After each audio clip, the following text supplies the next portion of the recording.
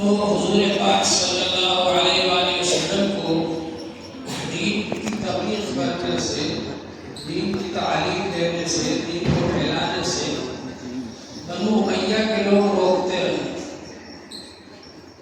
عرب کے اندر دو خاندان زیادہ مشہور تھے، ایک تو بنو ہاشم اور ایک بنو امیہ۔ بنو ہاشم تو حضور صلی اللہ علیہ وآلہ وسلم کا خاندان تھا۔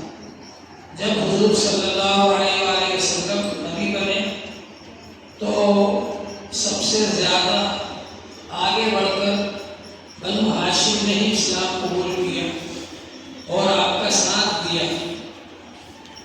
بنو ہاشم پہلے سے خانہ کعبہ کے ذمہ دار اور زمزم شریف کے ذمہ دار تھے اور ان کو عرب میں مذہبی حیثیت حاصل تھی، گویا کہ وہ مذہبی پیشوا کی حیثیت سے مشہور و معروف تھے بنی ہاشم کے لوگ۔ لیکن جب حضرت عبد المطلب کا انتقال ہوا تھا حضور صلی اللہ علیہ وآلہ وسلم کے دادا کا، تو اس وقت جو ہے ولید ابن مغیرہ بادشاہ بن گیا اور اس کے بعد پھر ان لوگوں نے حکومت پر قبضہ کر لی۔ حضور صلی اللہ علیہ وآلہ وسلم جب تشریف لائے تو ان لوگوں نے بہت آگے بڑھ چڑھ کر ستایا حضور صلی اللہ علیہ وآلہ وسلم کو۔ یہ ولید ابن مغیرہ یہ ابو جہل کا چچا تھا، تو ایک ابو جہل گویا کہ وہاں کے بادشاہ کا راجا کا بھتیجا ہوا، اس لیے ابو جہل بہت زیادہ آگے رہتا تھا مسلمانوں کو ستانے میں، تکلیف پہنچانے۔ اور ان لوگوں کی شروع سے کوشش رہی کہ دین آگے نہ بڑھے، دین نہ پھیلنے نہ پائے۔ چنانچہ ان لوگوں نے ہر طرح سے ستایا، حضور صلی اللہ علیہ وآلہ وسلم کو تکلیف پہنچائی۔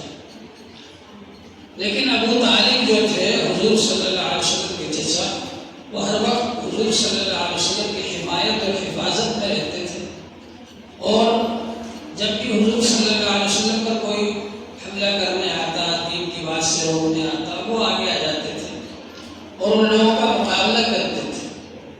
اور بنی ہاشم کے لوگ بھی جو آپ کے خاندان کے لوگ تھے وہ بھی آپ کے ساتھ رہتے تھے اور حفاظت کرتے تھے، حتیٰ کہ مکے میں 3 سال تک بائیکاٹ کیا۔ شعیب ابی طالب کے اندر، ابو طالب کی گھاٹی کے اندر روک کر کے رکھا حضور صلی اللہ علیہ وسلم کو اور آپ کے خاندان بنی ہاشم کو روک کر کے رکھا وہاں پر 3 سال۔ ابو طالب بھی آپ کے ساتھ رہے اور اس وقت بھی وہ آپ کی حفاظت کرتے رہے، اور اس کے بعد پھر 3 سال کے بعد جب بائیکاٹ ختم ہوا تو ابو طالب کا انتقال ہو گیا اور حضرت خدیجہ رضی اللہ عنہ کا بھی انتقال ہو گیا۔ اور اس کے بعد پھر بنو امیہ کی اتنی زیادہ ہمت ہو گئی کہ انہوں نے سوچا کہ حضور صلی اللہ علیہ وسلم کو نعوذ باللہ قتل کر دیا جائے، شہید کر دیا جائے، لیکن اس میں کامیاب نہیں ہوئے۔ حضور صلی اللہ علیہ وسلم کو اللہ تعالیٰ نے حکم فرمایا کہ وہ مکہ مکرمہ چھوڑ کر مدینہ منورہ تشریف لے جائیں، تو آپ ہجرت کر کے مدینہ منورہ تشریف لے گئے۔ مدینہ منورہ میں رہے آپ، وہاں آ کر بھی ان لوگوں نے جنگیں کی۔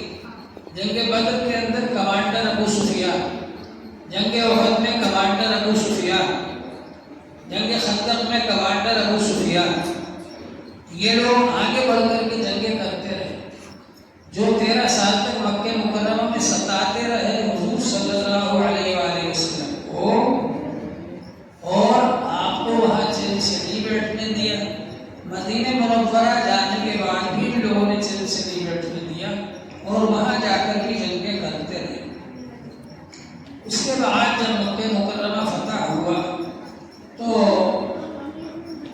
حضور پاک صلی اللہ علیہ وآلہ وسلم نے عام معافی کا اعلان دے دیا، اعلان کر دیا عام معافی کا، کہ سب کو معاف کیا جاتا، حتیٰ کہ وہ لوگ جنہوں نے زندگی بھر ستایا تھا 13 سال تک، وہ بھی وہاں کھڑے ہوئے تھے حرم شریف کے اندر، اور وہ سوچ رہے تھے دیکھو آج ہمارے لیے کیا حکم ہوتا ہے حضور پاک صلی اللہ علیہ وسلم کا۔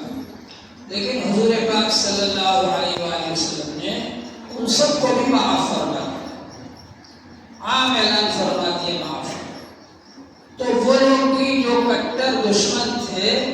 وہ لوگ بھی کلمہ پڑھ کر مسلمان بن گئے۔ اسلام کے آنے کے بعد سے لے کر مسلسل جو دشمنی کرتے رہے، ستاتے رہے، تکلیفیں پہنچاتے رہے، وہ سب کے سب اب مسلمان بن گئے، اسلام قبول کر لیا انہوں نے۔